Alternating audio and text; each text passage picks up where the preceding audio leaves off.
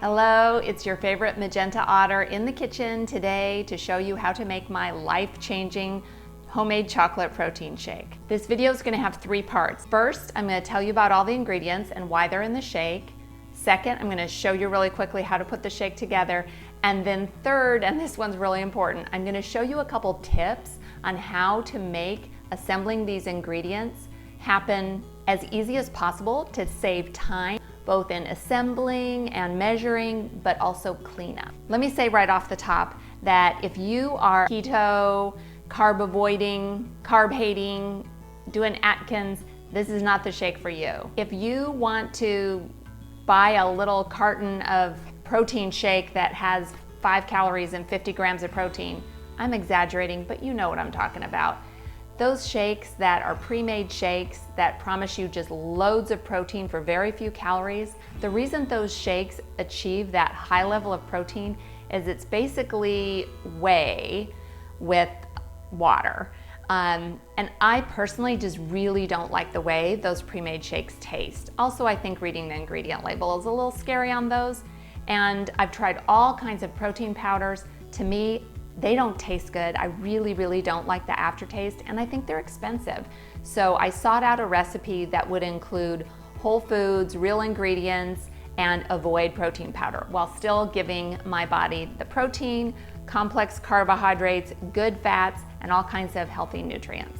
I will include in the links below a list of what's in the shake so that you can make it at home, and also nutrition facts, so that you can look at different ways to make the protein shake and what each of those would be in terms of nutrition. The two best things about this shake are, first of all, that it's nutrient packed, and second of all, that it's really customizable. So whether you drink milk or you're avoiding dairy, there's an option for you. Whether you're looking to slim down or bulk up, whether you're counting calories or counting macros, there's a way to customize this shake to be a great addition to your daily nutrition. So let's walk through what those ingredients are. First, milk, and you literally can use any kind of milk. So the milk in the shake provides loads of protein, 8, 10, 12 grams of protein from the milk that you put in it. Here are our other major sources of protein in the shake. We have almond butter, or in my case, ground almonds, more about that later. Another great source of plant-based protein, as well as minerals and fiber and omega-3 fatty acids, is chia seeds. I will provide a link below to this particular product because I find that it is the least expensive, and the chia seeds can be expensive, so it's important to find a good chia seed product. Another great source of protein is hemp seeds. They also provide really healthy fats and omega-3 and 6 fatty acids. So again, awesome for heart health, plant-based source of protein. Another key ingredient that makes this shake so nutritious is greens. And this type of power greens also has, in addition to the baby spinach and baby kale, also mizuna and chard. Greens are awesome because they're really high in vitamins A and K and C, also packed with antioxidants and minerals. So super healthy nutrition for very few calories. Another ingredient that's really key for the shake is frozen fruit, frozen berries. So I love frozen blueberries. I also love frozen dark sweet cherries. What I do is alternate them so I get a different nutrition on different days. But both of these are so full of antioxidants, vitamin C, great healthy vitamins, minerals, and they're good for managing blood pressure, brain health. So frozen berries are really awesome, and you don't have to just buy berries when they're in season and use them fresh. Also, the best thing about them being frozen is that they make your shake cool and like a milkshake.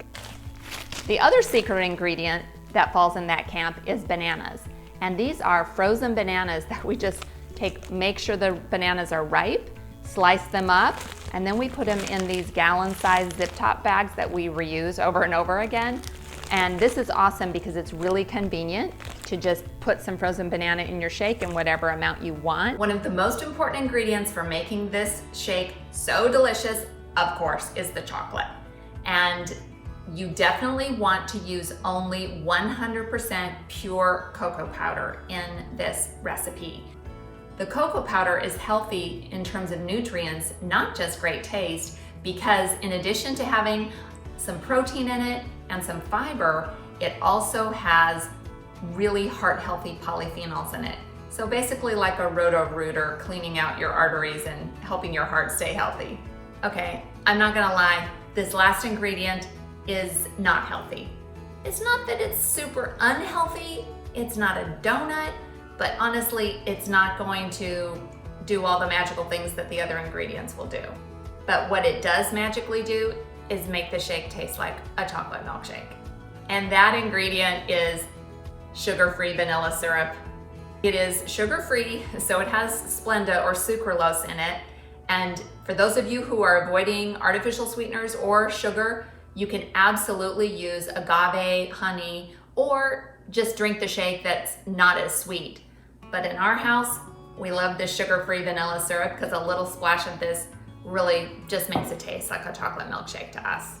So a quick word about high-speed blenders before we put everything together in the shake. You really are gonna want to use a Blendtec, a Vitamix, or a NutriBullet with high wattage in order to pulverize the chia seeds that are in this shake and just make the shake come together in a smooth, creamy way. So let's show how the shake all comes together. I'm gonna start by putting in the milk. Today I'm using the Silk protein milk, but you really can literally use any milk you want. The reason why I put the milk in first is not only because it helps blend to have the liquid on the bottom, but also because I hate dirtying measuring cups and measuring spoons. More on that later. And if you put the milk in first, you can just use the lines on the side to see that you are putting in 8 ounces or 1 cup of milk. Next, I put in my dry ingredients. I'll put in my 2 heaping tablespoons of cocoa powder. Let the record show my husband thinks that's way too much cocoa powder and he prefers to only use 1 tablespoon, so it depends on how chocolatey you like it. Then we put in 1 tablespoon of the chia seeds, 1 tablespoon of the hemp seeds, 1 heaping tablespoon of almonds.